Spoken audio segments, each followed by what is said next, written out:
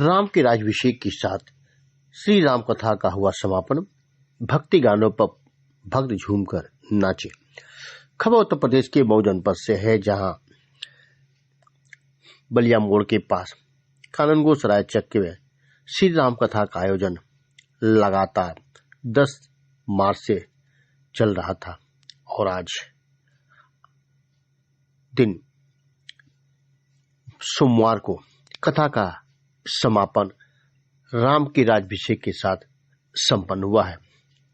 आपको बता दें कि पंडित दीप नारायण तिवारी के द्वारा श्री राम कथा का एक पाठ लगातार 9 दिनों से किया गया है।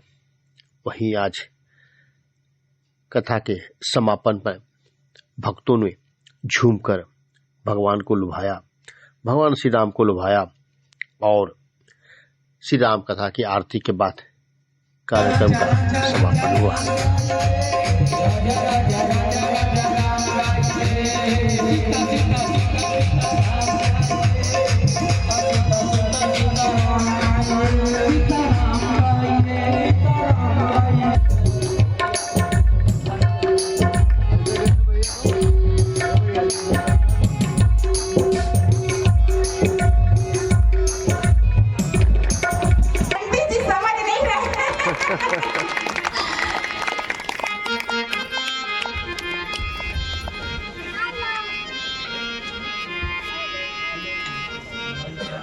इसके बाद संगीत वाले भैया सूरज भैया को मैं अंग वस्त्रों से जो है चाहूंगी कि सत्येंद्र बाबू सम्मानित करें सूरज भैया को।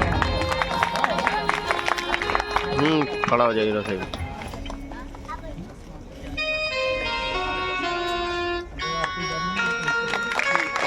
टी-शर्ट भी देती जाइए। इसके बाद बीच वाले भैया, तबला वाले भैया को मैं चाहूंगी कि आप भी जो है अंग वस्त्रों से इनका भी अभी वादन करें।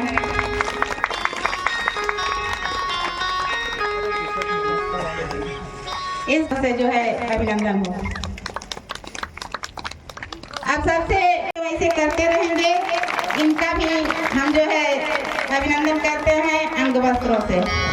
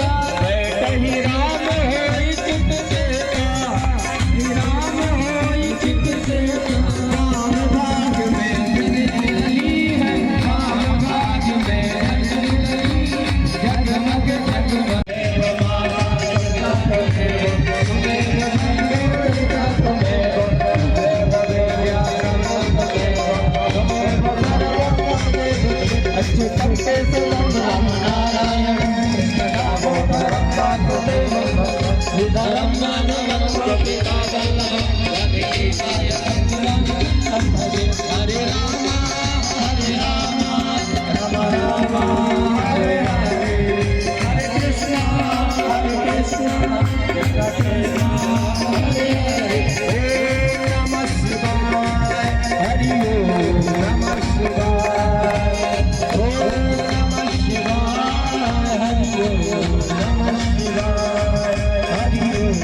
कथा का दिव्य आयोजन 9 दिन का था और इस कथा में आयोजिका के रूप में भूमिका निभा रही श्रीमती रीता श्रीवास्तव जी, जिनके अथक प्रयास से यह श्री राम कथा ज्ञान यज्ञ का दिव्य उत्सव मनाया गया। आज भगवान का राज्याभिषेक का कार्यक्रम था। भगवान अपने पूर्ण स्वरूप में, वैसे तो अयोध्या में नित्य, क्योंकि राम जी के आने से पहले ही राम भगवान ने कश्यप और अदिति को आशीर्वाद दे दिया था कि जब तुम हो अवध भूवाल, जब आप अयोध्या के राजा बनेंगे तब मैं पुत्र रूप में आऊँगा। तो यह पूरा अवध क्षेत्र ही राम जी का ही है, लेकिन कथा के माध्यम से भगवान का राज्याभिषेक संपन्न हुआ।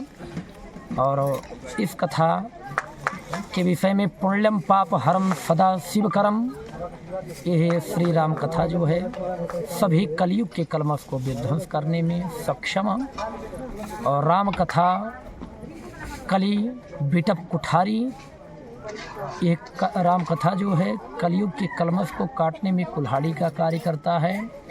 और ये बुद्ध विश्राम सकल जनरंजन, बुद्धिमान को लोगों, बुद्धिजीवियों को यह राम कथा जो है विश्राम देने वाली है। बुद्ध विश्राम सकल जनरंजन, राम कथा करी कलुष विभंजन। यह राम कथा मंदा की नहीं है, जो भी गोता लगाता है उसके जीवन कृतार्थ हो जाते हैं, राम जी की कृपा प्राप्ति होती है।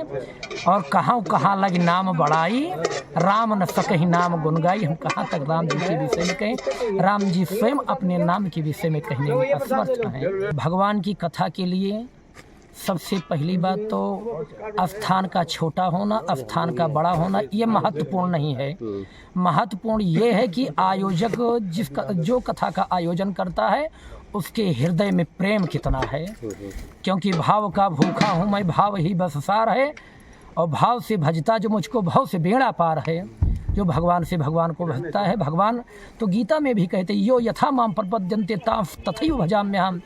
जो मुझे जिस भाव से भजता है मैं उसका उसी तरीके से उसका भजन मैं भी करता हूँ, उसका यजन मैं भी करता हूँ, उसका पालन पोषण मैं भी करता हूँ। ये भगवान के वाक्य हैं। तो ये भगवान, जब भगवान का नाम, भगवान का काम, भगवान का दाम, भगवान नहीं छोटे बड़े, तो भगवान की कथा, भगवान की कथा और भगवान की कथा जहाँ होती है वो स्थान छोटा नहीं, भगवान की कथा होने मात्र से स्थान बड़ा हो जाता है। तो श्री राम कथा का आज का समापन दिन था, क्या संदेश देंगे लोगों को?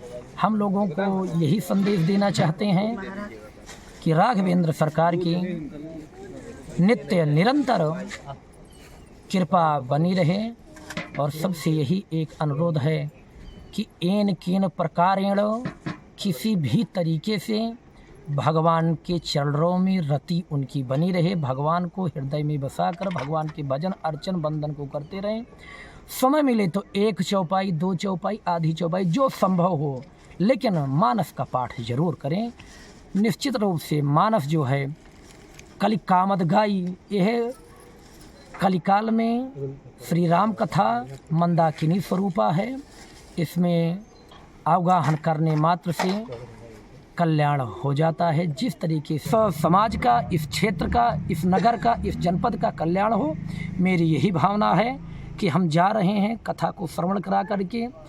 तो सब व्यासों की अभिलाषा यही होती है, और ना भी होती हो तो मेरी यही अभिलाषा है कि जिन जिन ने कथा सुने अथवा जो क्षेत्र के हैं किसी कारणवश नहीं आ सके, सबके जीवन में मंगल हो। भगवान राघवेंद्र सरकार की, श्री सीताराम जी युगल सरकार की कृपा दृष्टि बनी रहे, चरण कमल उनके समीप हों, बस यही कामना है।